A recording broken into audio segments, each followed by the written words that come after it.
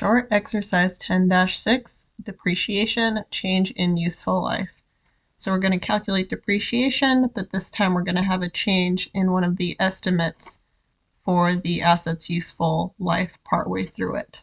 So for the problem here, assume that Rapid Auto Sales paid $75,000 for equipment with a 15-year life and zero expected residual value. After using the equipment for 6 years, the company determines that the asset will remain useful for only 5 more years. Requirement 1, record depreciation expense on the equipment for year 7 by the straight line method. First, select the formula to calculate the company's revised depreciation expense on the equipment for year 7, then enter the amounts and calculate the depreciation for year 7. Enter a 0 for items with a 0 value. So let's get that formula in. So that is going to be book value minus residual value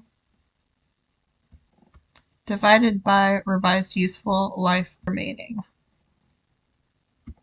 And that equals revised depreciation. Let's check our answer. Good job. Okay, and now we have to calculate it. So first of all, we're going to need our book value here in year 7.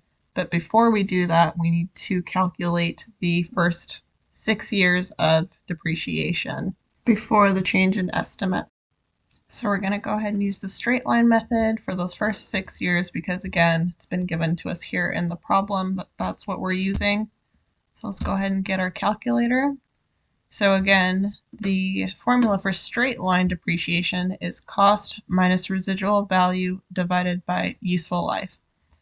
And so we have that $75,000 cost, and then we have 0 residual value.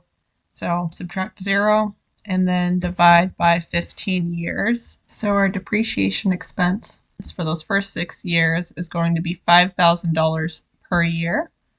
So then we need to figure out how much depreciation we had for those 6 years. So that's going to be 6 times that $5,000 depreciation per year. So multiply that by 6. And then we have $30,000 of depreciation for those first 6 years. And now to get back to the book value in this first requirement, we need to take that $30,000 of depreciation away from that $75,000 there for the cost. So, and that's because, again, 6 years has gone by and we need to figure out what our book value is at that point to then figure out our revised depreciation. So that number is going to be $45,000 for the book value. So we can go ahead and enter that in. And then we go ahead and clear this out, but it appears then our residual value is still the same. 0 expected residual value is given here at the top of the problem, and that has not changed at the revision here. So then the revised useful life remaining, that's also given to us. It's only useful for 5 more years. So we'll go ahead and input 5. And then we are ready to calculate our revised depreciation. So we're going to take the book value that's left over at year 7. And we're going to subtract 0 because, again, no value left over.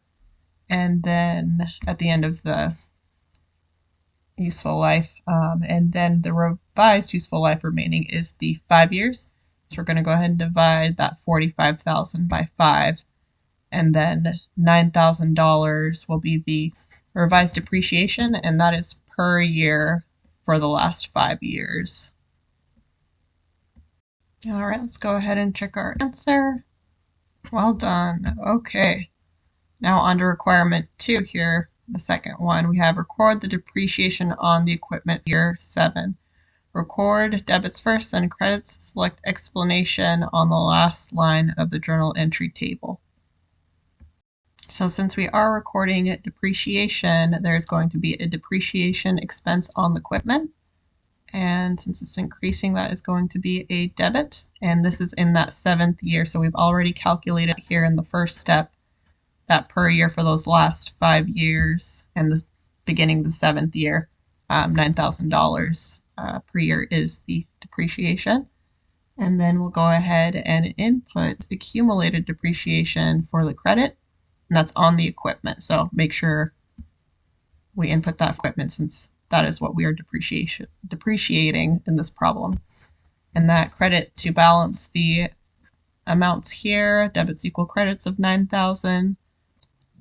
So let's go ahead and input the explanation. So we are recording the depreciation on equipment. And then let's go ahead and check our answer. Okay, good job. And here actually we have requirement 2. I said requirement 2 here a minute ago, but that was still part of the first one. What is accumulated depreciation at the end of year 7? So the accumulated depreciation at the end of year 7 is going to be all that depreciation that we had for the 6 years of that 30,000 that we calculated first, plus the $9,000 that we recorded in depreciation expense in the 7th year. So that's going to be a total of 39,000. Let's go ahead and check our answer. Nice work.